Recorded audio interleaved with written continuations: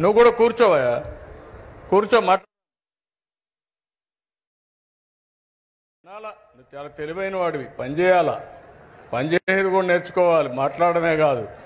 మీరందరూ ఎట్టున్నారంటే నాకు పనులు చెప్పేసి వెళ్ళిపోదామని చూస్తున్నారు. నేను వచ్చింది మీ బాధ్యతలు కూడా గుర్తు చేయడానికి వచ్చాను. రెండూ ఉన్నాయి. ఎవరైనా సరే హక్కులు అడిగేవాళ్ళు బాధ్యత కూడా ఉండాలి. మీరు ఎవరైతే ఈరోజు బ్రహ్మాండంగా పనిచేశారో స్వచ్ఛ ఆంధ్రప్రదేశ్లో, వాళ్ళు మైక్ అడగలేదు, వాళ్ళకి ఎత్తుక్కుంటూ మేము అవార్డులు ఇచ్చాం. ఆ పరిస్థితి అందరికీ రావాలి, సమస్యలు పరిష్కారం చేయాలి, నేను చేస్తాను.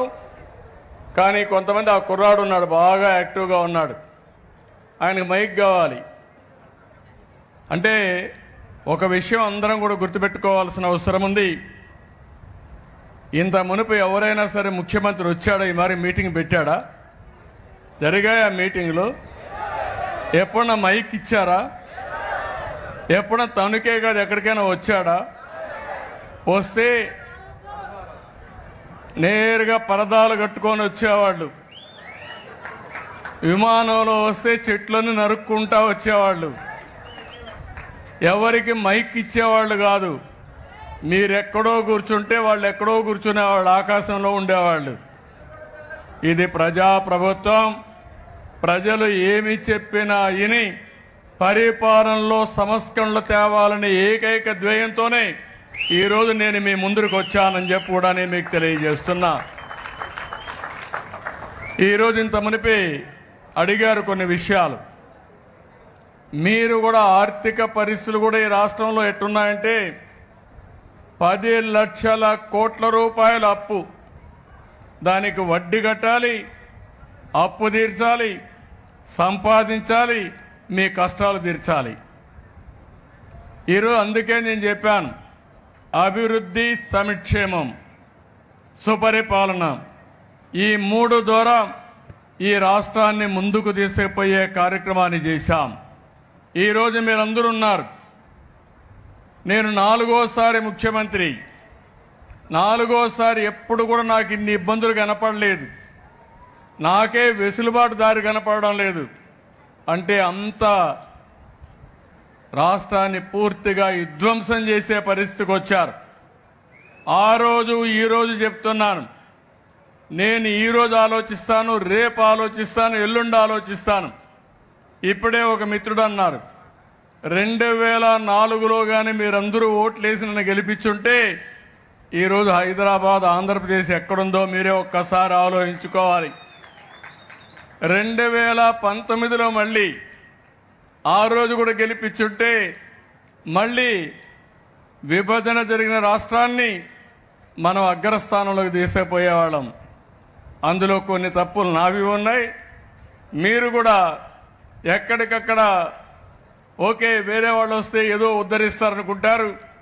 మళ్ళీ ఇదంతా కూడా చూస్తే వైకుంఠపాళి వారి పైకి ఎక్కడం, కిందన పడడం, మళ్ళా నేను పైకి తీసుకెళ్లడం, ఇది ఒక అలవాటుగా మారిపోయింది.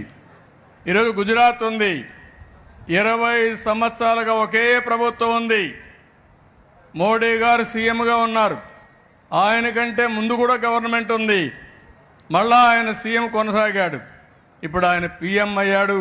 ఆ రాష్ట్రంలో బీజేపీ గవర్నమెంటే ఉంది. దానివల్ల లాభం ఏంటని మీరు ఒక్కసారి ఆలోచిస్తే, ఎప్పుడైతే కంటిన్యూగా ఒక ప్రభుత్వం ఉంటే పనులు కూడా స్థిరత్వంగా జరుగుతాయి, దానివల్ల అభివృద్ధి కూడా సుస్థిరంగా ఉంటుంది. ఈ విషయం మనందరం గుర్తుపెట్టుకోవాల్సిన అవసరం ఉంది. నేను ఇక్కడ ఎవరికి సమస్యలు లేవన్నాం, చాలా సమస్యలు ఉన్నాయి. ఆ సమస్యలన్నీ కూడా మీరు చూస్తే ఈరోజు ఈ మీటింగ్ ద్వారా చెప్తున్నాను, ఈ ప్రభుత్వం నేను వస్తానే పేదల పింఛన్లు 3,000 నుంచి 4,000 పెంచాను. ఆ 3,000 కూడా ఎవరిచ్చారు? 200 నుంచి ఒకేసారి 2,000 రూపాయలు చేసింది నేనే చేశాను. అంత మునుపు కూడా పింఛను ప్రారంభించింది ఎన్టీ రామారావు గారు ప్రారంభించారు. ఈరోజు 4,000 రూపాయలు పింఛను చేసి పింఛను ఏప్రిల్ నుంచి ఇస్తానని ఏప్రిల్ నెల నుంచే మీకు పింఛన్ ఇచ్చిన ఏకైక ప్రభుత్వం ఈ ప్రభుత్వం. మీకు ఒక్కరికే కాదు, ఇప్పుడే ఇక్కడ దివ్యాంగులు ఉన్నారు. 3,000 నుంచి 6,000 పెంచాను. 500 నుంచి 3,000 చేసింది నేనే చేశాను. ఇప్పుడు 3,000 నుంచి 6,000 చేశాను. ఇప్పుడే ఇంకో పక్క ఎవరైతే కిడ్నీ పేషెంట్లు కానీ ఇలాంటి వాళ్ళు ఉంటే వాళ్ళకి 10,000 ఇచ్చాం. కొంతమంది ఇంట్లో లేయలేక బెడ్కే పరిమితం అయిపోతే అలాంటి వాళ్ళని మానవతా దృక్పథంతో చేయడానికి 15,000 రూపాయలు ఇస్తున్నాం. ఒక్క పింఛన్లోనే 33,000 కోట్ల రూపాయలు ప్రభుత్వానికి సంవత్సరానికి అవుతుంది. ఈ విషయం మీరందరూ గుర్తుపెట్టుకోవాల్సిన అవసరం ఉంది.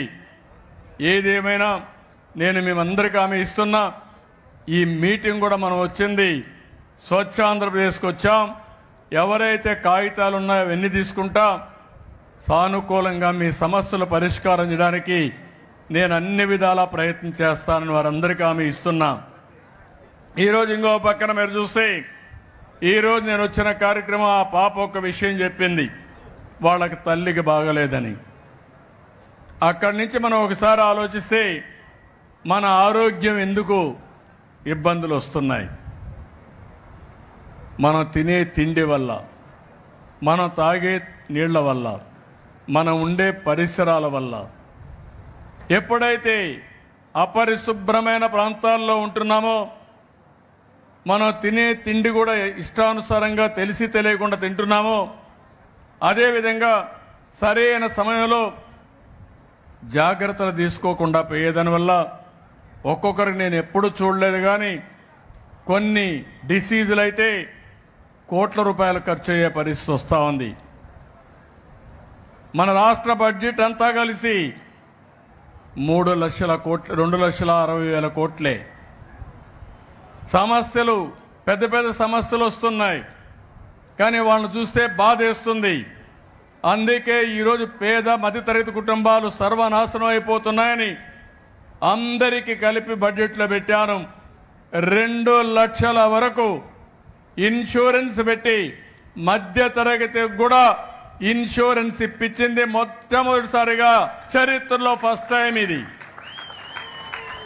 ఇంకొక పక్కన ఆరోగ్యశ్రీ కానీ సీఎం రిలీఫ్ కానీ కలిపి కొంతమంది అర్హులుంటే 25 లక్షల వరకు సహాయం చేయాలని ముందుకు పోతున్నామని చెప్పి కూడా నేను మీకు తెలియజేస్తున్నా. ఒక పక్క ఈ పనులు చేస్తూనే ఇక్కడ నేను వచ్చింది మీలో ఒక చైతన్యం తేవడానికి వచ్చాను. అది మీరు చూసినప్పుడు స్వర్ణాంధ్ర, స్వచ్ఛాంధ్ర 2047 ఇప్పుడే మిత్రుడు చెప్పాడు హైదరాబాద్ మీరు అభివృద్ధి చేశారని. ఇంకొక మిత్రుడు అడిగారు, మీరు 78లో ఇదే రోజున మార్చిలో మీరు ఎమ్మెల్యేగా అసెంబ్లీకి అడుగు పెట్టారని చెప్పారు. ఈరోజు నేను గర్వంగా